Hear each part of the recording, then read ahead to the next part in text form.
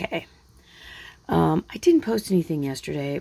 Yesterday was kind of busy and I just got kind of sucked into things, and you know what happens. Stuff happens. But I did want to show you that I had put together the the dressing table, and there's some things I need to change on it. Again, making my notations in my little pink book. I don't know why I put those dotted lines there. Those dotted lines are stupid.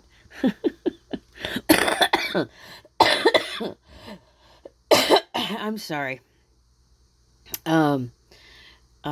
Yeah, that didn't work out well. Sorry about the coughing. I am feeling better. I have been absolutely fever-free for over a week, but I'm still got the lingering crud going on.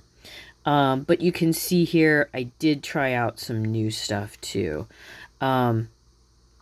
I still think I'm going to modify this. I think I want it to come all the way over to the end.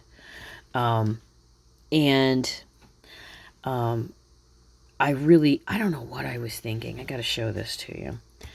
When I printed this out, for some reason, I just decided not to cut all the way to the edge for where I had intended the drawers to go. So there's just a rectangle here. And for some reason, I cut it in like a millimeter smaller and then put it all together. I don't know what I was thinking. I just don't. And because I am very consciously working with the foam core, you can see here, the foam core, which is a much lighter type of board. It's way easier to work with, especially if you're new to cutting things like that. It slides in like a dream. It's really super inexpensive if you get the kind that I get at the dollar store. Works way better. And I glued everything in and then realized that the drawers were going to be too big. The drawer boxes were going to be too big. So I had to do some quick alterations to those, which wasn't a huge deal. But it just now looks, you can see I kind of had to go in and do a hack job with a knife to kind of make these. This side is way worse. I mean, come on. It looks like I went in there and chewed it out with my front teeth. I did make some modifications to the drawer. I really want to do single pulls, like big pulls. So I used some thumbtacks. And then these little bits that are on the front are from these kind of, you can see it's kind of like a pinky orangey sheen. These are from some soda cans. I just used a hole punch and made some, because there were some other things I wanted to do with those. I have a whole little box of them. Let me see. It's over here. Yeah. These are, I kind of color coded them because I wasn't sure if I needed them color coded, but God knows that if I don't have them color coded, need them color coded, it would not be good. So I've got these to work with. And I reinforced, come back here. I reinforced the box, but then also added in another little piece of wood, well, not wood, carton board, because I wasn't sure if I was going to be able to trim the tacks the same way, like nip off the ends, and because I thought they were too strong, and I just needed to find my really good metal cutters, and it worked just fine. So I like how that looks, and I think I'm gonna keep this, but I'm not sure I like the silver color, so I may be looking at getting like a Posca pen in gold, because I think the gold would look better with like brown wood.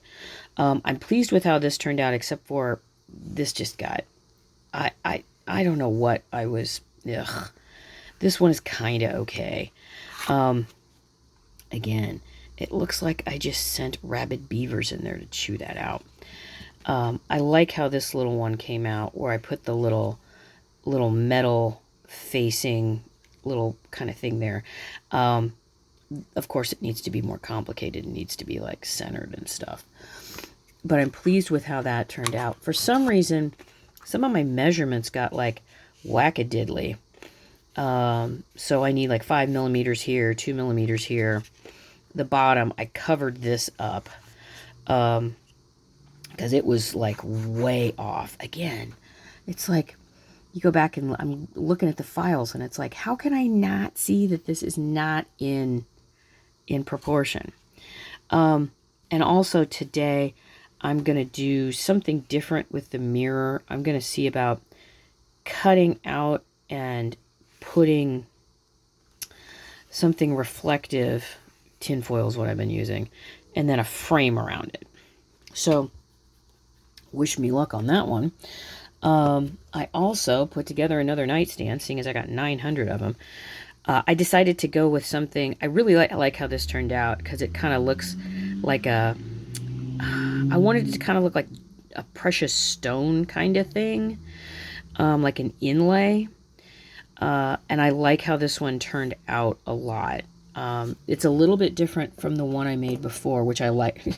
All the nightstands I've made, I've really liked a lot, because it's just a smidge taller. I did a backsplash on it.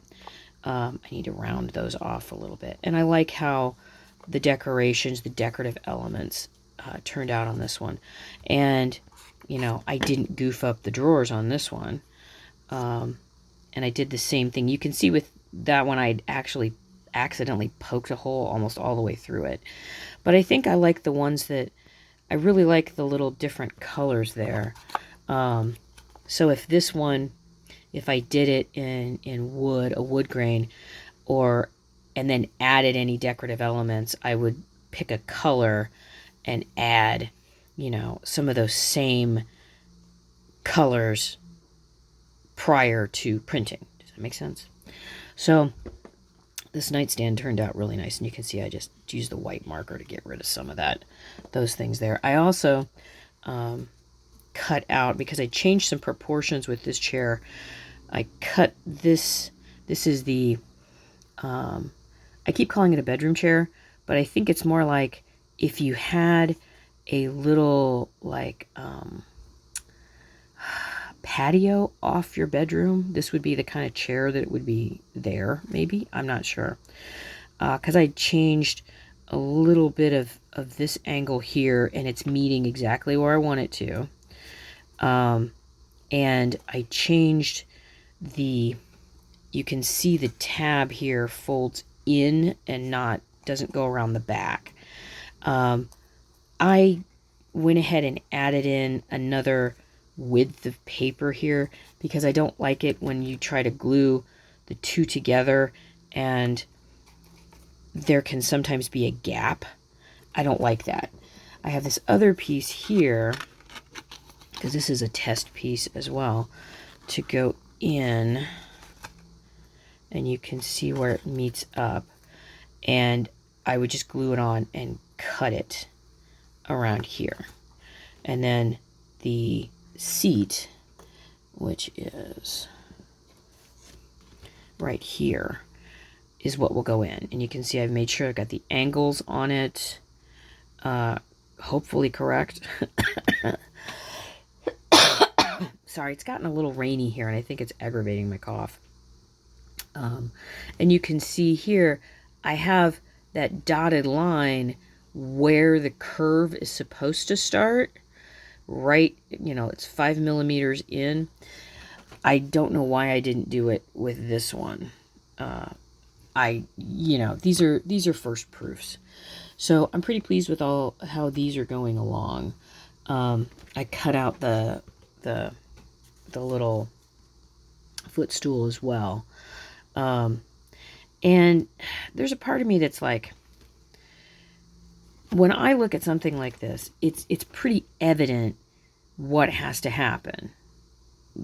These two sides fold in. If all you know is you fold on the dashed lines, not the dotted lines, because I'm trying to make these a different color. Does it all? I mean, is this pretty self-explanatory? Is it? is it pretty easy to see how this would fold? Because part of me is, one of the things that I want to do with this is I don't want to have to, for people who are maybe just want to purchase this and make something, you know, quick and easy, or it's a kid who wants to goof around with these. I want to minimize the directions. Pardon me, really coughing today. And if I can give minimal directions, that means you don't have to sit through me blathering on and on and on about, you know, I can do maybe 1 or 2 short instructional videos about, you know, how I score the lines and that sort of thing. And then how I glue things together. And I think I'm going to end the video here. Thank you, patrons, for sticking with me. And I will see you in the next video.